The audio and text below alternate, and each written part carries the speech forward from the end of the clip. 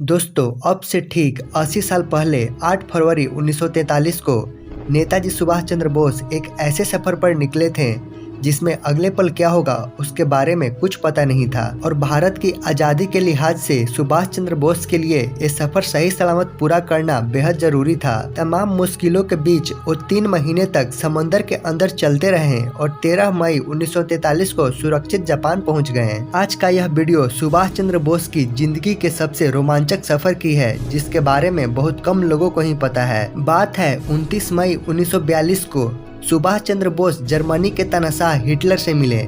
उस वक्त दुनिया में द्वितीय विश्व युद्ध पूरे आसमान पर चढ़ा हुआ था और जर्मनी की सेना पूरे नॉर्थ अफ्रीका तक पहुंच चुकी थी। भारत से ब्रिटिश साम्राज्य को उखाड़ फेंकने के लिए बोस ने जर्मनी से मदद मांगी और इसके लिए हिटलर राजी भी हो गया। हालांकि उसने सुझाव दिया कि सहयोगी देश जापान साउथ ईस्ट एशिया में ब्रिटिश और फ्रेंच को खदेड़ रहा है, इसलिए बोस को टोक्यो जाकर जापानियों के साथ मिल जाना चाहिए। और फिर हिटलर ने बोस को जापान भेजने के लिए मदद भी ऑफर की। हालांकि जर्मनी से जापान जाना बेहद खतरनाक कदम था, क्योंकि पूरे अटलांटिक और हिंद महासागर पर रॉयल नेवी का कंट्रोल था, इसीलिए पानी के जहाज से जा नहीं सकते थे। और तो और रूस में ऑपरेशन बारबोसा चल रहा था, इसलिए सड़क के रास्ते भी नहीं जाया जा सकता था। तब जर्मनी ने बोस को पनडुब्बी के जरिए जापान भेजने का इंतजाम किया। फिर बात आती है 8 फरवरी 1943 को, जिसके बाद से बेहद लंबे और खतरनाक सफर की शुरुआत होती है। जर्मनी के हैम्बर्ग शहर के किल बंदरगाह पर U-181 पनडुब्बी तैनात थी। कैप्टन मुसेनबर्ग, नेताजी बोस और उनके सेक्रेटरी आबिद हसन 8 फरवरी 1943 को पनडुब्बी से जापान के लिए निकल गए। हालांकि पनडुब्बी की स्थिति दयनीय थी। नेताजी के सेक्रेटरी आबिद हसन ने अपनी किताब सोल्जर्स रिमेंबर्स में लिखा है, जैसे ही मैं पनडुब्बी में घुसा, डीजल की महक मेरे नथनों से टकराई और मुझे उल्टी सी आने लगी। और तो और पूरी पनडुब्बी में डीजल की महक बसी हुई थी, यहाँ तक कि कमलों तक से डीजल की महक आ रही थी। पनडुब्बी बेहद छोटी और संकरे थी, जिसमें चल फिर नहीं सकते थे। आबिद हसन लिखते हैं, पनडुब्बी में बैठने की सिर्फ एक जगह थी, जहाँ एक छोटी मेज के चारों तरफ लोग सट सट कर बैठ सकते थे। पनडुब्बी में सवार नौसैनिकों के लिए मोटी ब्रेड, कड़ा मांस, टीन के डिब्बे में बंद सब्जियां थी, जो देखने और स्वाद में रबर जैसी थी। किल बंदरगाह से जैसे जैसे जर्मनी की पनडुब्बी आगे बढ़ रही थी, खतरा भी बढ़ रहा था। ये पनडुब्बी दिन को पानी के नीचे और रात को पानी के ऊपर चलती थी। रात को बोस और उनके साथी पनडुब्बी डेक पर आकर अपनी पीठ सीधी करते थे। उधर अमेरिका, ब्रिटेन और फ्रांस हमले की फिराक में थे। उनके विमानों के हमलों से बचने के लिए पनडुब्बी ग्रीनलैंड से होते हुए जापान के रास्ते चल पड़ी। इस तरह 6 हफ्ते में पूरी होने वाली यात्रा का समय बढ़ता गया। यात्रा के बीच में बोस अपनी कूटनीति बनाते थे और इसमें आबिद उनकी सहायता करते थे। और बोस आबिद को तत्कालीन जापानी प्रधानमंत्री हिदेकी तोजो की भूमिका निभाने को कहते थे और फिर उसी आधार पर उनसे चर्चा करते थे। 18 अप्रैल 1943 को पनडुब्बी दक्षिण अफ्रीका के पोर्ट एलिजाबेथ के करीब पहुंची। इस दौरान कमांडर मुसेनबर्ग अपने पेरिस्कोप से आसपास का एरिया चेक कर रहे थे। उन्होंने ईस्ट साउथ में एक 8000 टन के ब्रिटिश तेल वाहक जहाज को आगे बढ़ते हुए देखा। फिर क्या था, कमांडर ने उस पर हमला करने का आदेश दिया। इसके बाद 2 टारपीडो से ब्रिटिश जहाज को डुबो दिया गया। आबिद के मुताबिक ये इंसिडेंट उनकी लाइफ का सबसे खतरनाक इवेंट में से एक था। उनके माथे पर पसीना था, लेकिन बोस बिल्कुल शांत थे। उनके माथे पर एक सिकन तक नहीं थी। यात्रा चलता रहा।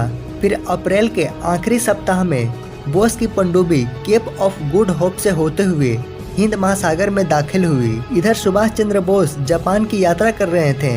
वहीं दूसरी तरफ 20 अप्रैल 1943 को एक जापानी पनडुब्बी I-29 कैप्टन मसाओ तराओका के नेतृत्व में पेनांग से रवाना हुई। आपको बता दें कि पेनांग मलेशिया में स्थित है और यह भारत के साउथ ईस्ट से थोड़ा दाएं है। I-29 के रवाना होने से पहले इसमें भारतीय खाने की पूरी खेप स्टोर कर ली गई थी। बोस ने अपनी किताब हिज मैजेस्टीज ओपोनेंट में बताया है कि 28 अप्रैल 1943 की सुबह हिंद महासागर में बोस का सफर U-181 के साथ पूरा हुआ और यहाँ पर दोनों देशों की पनडुब्बी ने फ्लैग सिग्नल देकर सब कुछ सही होने का संदेश एक दूसरे को दिया। अभी भी कुछ किलोमीटर की दूरी और तय करनी थी लेकिन लो फ्यूल और खराब मौसम के चलते U-181 2 दिनों तक हिल न सकी और तीसरे दिन का भी सूरज ढलने को था।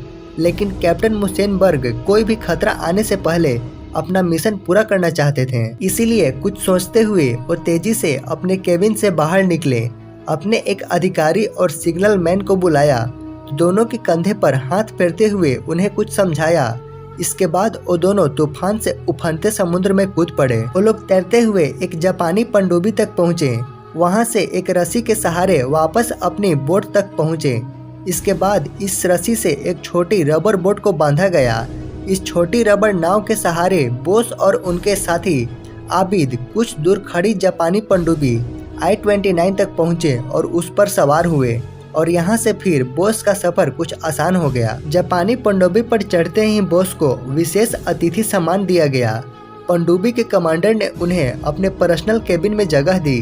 यहाँ उन्हें भारतीय खाना परोसा गया, परंतु इस बोट में सिर्फ एक ही समस्या थी और वो थी भाषा की। बोस और आबिद को थोड़ी बहुत जर्मन तो समझ आ जाती थी, लेकिन जापानी बिल्कुल नहीं आती थी। इशारों और आंखों से अपनी और उनकी बातों को समझते समझाते हुए 13 मई 1943 को I-29 सुमात्रा के नॉर्थ कोस्ट पर पहुंची। यहाँ पनडुब्बी स्टाफ के साथ बोस और आबिद ने एक फोटो खिंचवाई।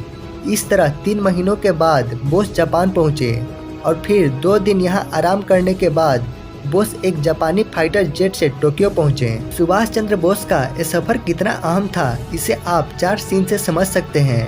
ये सभी सीन बोस के जापान सुरक्षित पहुंचने के बाद के हैं। पहला सीन तारीख 5 अगस्त 1943। सुभाष चंद्र बोस ने सिंगापुर के मौजूदा कनाट ड्राइव के पास पडांग में बतौर सुप्रीम कमांडर आजाद हिंद फौज यानी कि इंडियन नेशनल आर्मी के जवानों को संबोधित किया। वहां पर वे ऐलान करते हैं कि INA 1943 के अंत तक भारत की जमीन पर होगी और ठीक 1 महीने पहले 5 जुलाई को बोस ने INA की मौजूदगी के बारे में दुनिया को बताया था। तब उन्होंने कहा था INA का मकसद है दिल्ली चलो। दूसरा सीन है तारीख 21 अक्टूबर 1943 की। सिंगापुर में सुभाष चंद्र बोस ने provisional government of free India PGFI यानी अर्जी हुकूमत ए आज़ाद हिंद या आज़ाद हिंद सरकार बनाने का ऐलान किया। स्क्रीन पर दिख रहा तस्वीर उसी मौके की है और आपको जानकर आश्चर्य होगा कि सरकार में 11 मंत्री और INA के 8 प्रतिनिधि थे। सुभाष चंद्र बोस खुद राज्य प्रमुख, प्रधानमंत्री और युद्ध मंत्री थे। और हैरान करने वाली बात तो यह है कि इस सरकार को Japan, Germany, Italy, Croatia, Burma, Thailand, Philippines, Manchuria और चीन की बांग जिंगवी की सरकार ने इन्हें मान्यता दी थी। ऐसे ही सुभाष चंद्र बोस नहीं है। अब चलिए सीन 3 बात करते हैं। तारीख है 6 नवंबर 1943 की। टोक्यो में ग्रेटर ईस्ट एशिया यानी जापानी प्रभाव वाले देशों की कॉन्फ्रेंस के आखिरी दिन जापान के PM हिदेकी टोजो ने अंडमान निकोबार को आजाद हिंद सरकार के हवाले करने का ऐलान किया। जापान ने 1942 में ब्रिटेन से ये द्वीप जीते थे।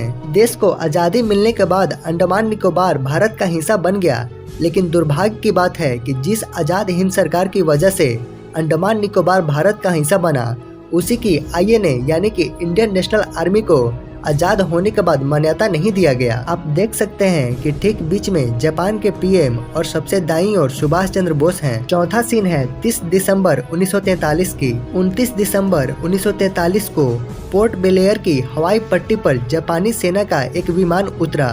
विमान से आजाद हिंद सरकार के राष्ट्र प्रमुख और प्रधानमंत्री Subhash Chandra Bose, secretary with minister rank Anand Mohan Sahay, ADC captain Rawat और बोस के डॉक्टर कर्नल DS राजू उतरते हैं। अंडमान में आजाद हिंद सरकार के गवर्नर मेजर जनरल ऑर्कुट दोराईस्वामी लोगानंदन और पोर्ट ब्लेयर के जापानी एडमिरल ने उन्हें रिसीव किया और अगले दिन 30 दिसंबर को बोस ने पोर्ट ब्लेयर के जिमखाना ग्राउंड में अपना राष्ट्रीय ध्वज फहराया और इसी के साथ उन्होंने 1943 के अंत तक भारत की भूमि पर इंडियन नेशनल आर्मी को पहुंचाने का वादा पूरा कर दिया था। तो दोस्तों, सुभाष चंद्र बोस का पनडुब्बी से समंदर के अंदर जर्मनी से जापान पहुंचने तक का सफर आपको कैसा लगा कमेंट बॉक्स में जरूर बताएं। और आगे भी ऐसे ही अमेजिंग और नॉलेजेबल वीडियोस देखने के लिए आप अपने इस चैनल को लाइक, सब्सक्राइब और कमेंट करें। जय हिंद।